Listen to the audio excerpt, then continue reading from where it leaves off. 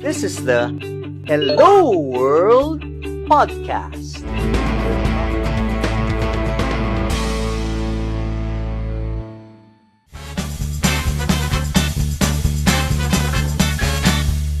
Any Right. advice to our freelancers? What habits do they need to develop early on aside from the three that you may have mentioned?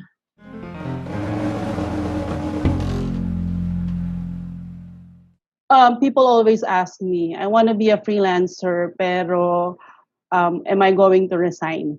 Yan na yung major question nila. Magre-resign ba ako? Parang they're no longer happy. They want to work from Mhm, home with the family. mhm, Pero mhm, anong gagawin ko? Kasi alam nila yung feast and mhm, famine, that's a reality. Na ang mhm, advice ko dyan is this, don't just jump in. Parang okay. tatalong ka, tapos wala ka man ng parachute. Siyempre, ano mangyari Mhm, sa'yo? What I mhm, did, what I did, which I didn't mention at the beginning, while mhm, I was working full-time, I was already freelancing on the side. Nagsusulat na ako ng 2008. Do'n ko mhm, na din mhm, na-discover na, I can get paid in dollars pala 'no. Do'n mhm, ko na mhm, naisip 'yun, na if I work for example 'no sa academe dun sa when I was working full-time, yung 1 month salary ko dun kaya kong kitain isang gabi as a freelancer. But there's a drawback, baka bukas wala na yung client na 'yun. Hindi mhm, walang mhm. security. So what Correct. I advise, you have to build something first. You Mhm, have mhm, keep your day job. Siguro mhm, for 2 years, 1 year, 2 years, keep your day job. But mhm, remember this, don't give 100% of yourself. mhm, Kasi ganyan na Pinoy eh. They work for a mhm, company, they work more mhm, than 8 hours. Minsan, teachers, mag-uuwi pa ng papers. mhm, Mag-check pa, mhm, magre-record ka, magpe-prepare ka. mhm, Wala kang niring time sa family mo. Keep the day mhm, job, mhm, but make sure you don't give 100% of yourself. Keep mhm, a certain percentage for yourself. Yan yung mhm, hustle. Mag-hustle ka para sa sarili mo.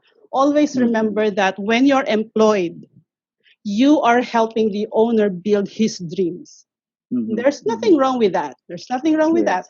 Because once that business owner or entrepreneur is able to build his dreams or her dreams, he or she will be able to help a lot of people. Mhm, But while working for that person, you have to work for yourself as well.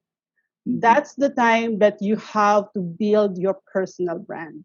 It mhm, may sound like, ano ba yun, personal brand, ganyan kasi yung a notion ng other Filipinos. But the thing, it's just your reputation. Let's make it simple. mhm, It's just your mhm, reputation because these days, no matter how good you are, no matter how brilliant you are, if nobody mhm, knows you, then nobody knows you. Nobody mhm. knows you. I mean, Yes. you may be the smartest in the room, but if nobody Mhm, knows that, you won't get the opportunity. The one who mhm, is really visible, that's the person who will get the opportunity, even if that person is not the best in the room. mhm, So mhm, build yung reputation nyo. Build nyo yung network nyo. Because kaya tulad nito, during pandemic, because of my network, we're growing. mhm, So mhm, don't just jump in. Have a plan, plan of mhm, action. You have to mhm, prepare and make sure mhm. that you start building your network and start Correct. having clarity. Kasi kung aalis ka mag-freelancing, maraming freelancers ganito, Louie.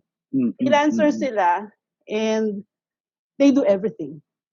Okay. Writer, writer ka ng kahit anong papers, academic writing, technical writing, copywriting, lahat ng Mhm, writing. mhm, Ganyan din ako nung una, basta may client, oy, kaya kong sulat yan, mhm, ganyan. mhm, But you will get exhausted because you're doing a lot of things. You're mhm, all mhm. over the place. So ang Walang laser focus, no? wala eh. Ang gawin mo, Mhm, alamin mo na what is it that you really want to do. That even mhm. if you don't get paid doing that, you will still do it. Yes. And then build your reputation on that aspect. Kasi pag Mhm, nagbi-build ka, kahit freelancer ka or entrepreneur ka, pag mhm, nagbi-build ka, if you don't like what you're doing, it's easy to give up. mhm. Maraming ganong moments, naku mag-usap tayo, Louie. Maraming ganong Yes. moments na feeling ko, it's so easy to just drop all of this. I can have one Mhm, client and I can have a decent life and then I can enjoy my life. So why do I need to mhm. take in a lot of clients? May mga Yeah. reason tayo eh.